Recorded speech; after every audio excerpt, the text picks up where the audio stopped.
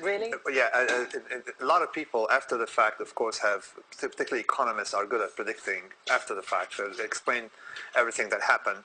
And in fact, they were fighting me when I was warning them about the accumulation of risks that we were taking in the banking system. The banking system for 12 years has been building risks on things we don't understand based on bogus economic models, financial economic risk management tools. That was unacceptable for 12 years. Who was fighting you?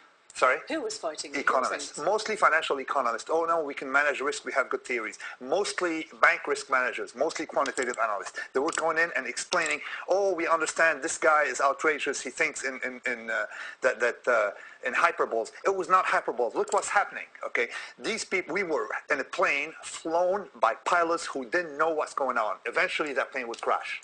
Kenneth Rogoff, were you one of those who ignored the message? Very powerful politically. No, I'm not saying the same thing, and I'm not now after the fact explaining it based on some warning about leverage or so on. Let me explain to you the problem of banking in this country ever since we had banking, or in the United States, or in the world now. You have an incentive for people to make money on a steady basis for a long time, claiming we take no risk. They bring some theoretician to explain to you that they're not taking risks because some metrics used by the economic establishment called variance, mean variance, all that nonsense doesn't show the risks. They're going to make money for a long time, and when they blow up, they lose everything. It's not their money, and they're going to collect bonuses along the way. Okay, Linda, yes. You, as an economist, is it possible to integrate a model, a market model, with risks of the unexpected? Here tonight, I'm sure there are a lot of minds in Washington saying we've got to get away from ideology and sort out policy. What would be your answer to that, Linda?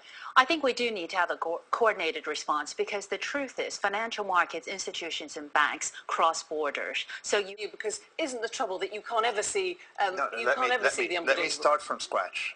I worked for a long time as a trader. My fight was with people who claim they can understand the probability of an event happening, a rare event, particularly when they know theory, economic theory. So they give you a probability of something happening, losing more than X million dollars. So these banks, comforted by these bogus measures of risk, were taking huge amount of risks betting against rare events. Huge amount of risk by saying, oh, our quantitative risk manager, our scientist is telling us that we are safe.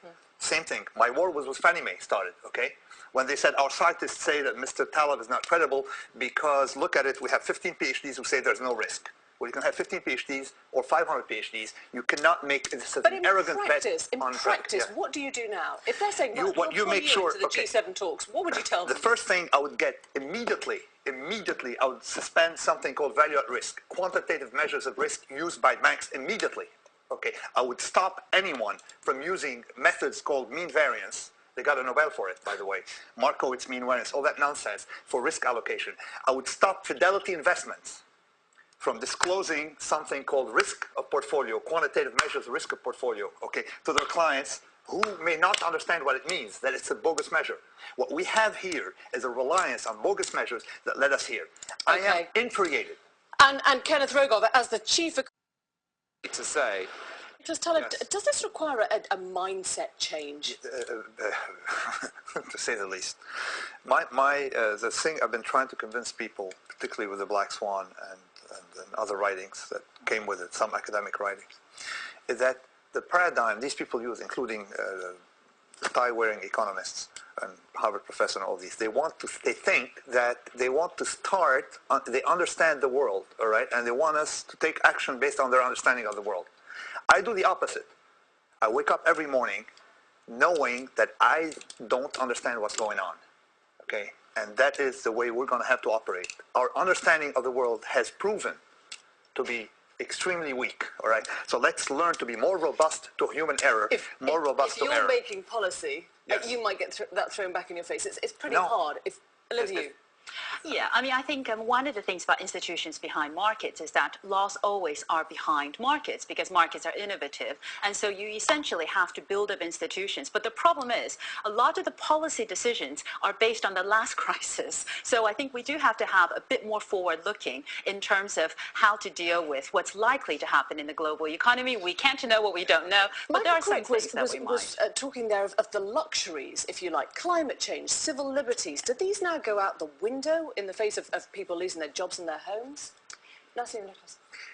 I don't know. I mean, I talk about things, all right, I understand. I don't talk, a lot of these forecasts don't work, okay? A lot of people, I'm a scientist, okay? I like things that are precise, experimentally known. What I don't know, I try not to let society take risks with it. So I don't know. Maybe it will pick up, maybe it will go down, maybe there's less money, maybe more money. I don't know.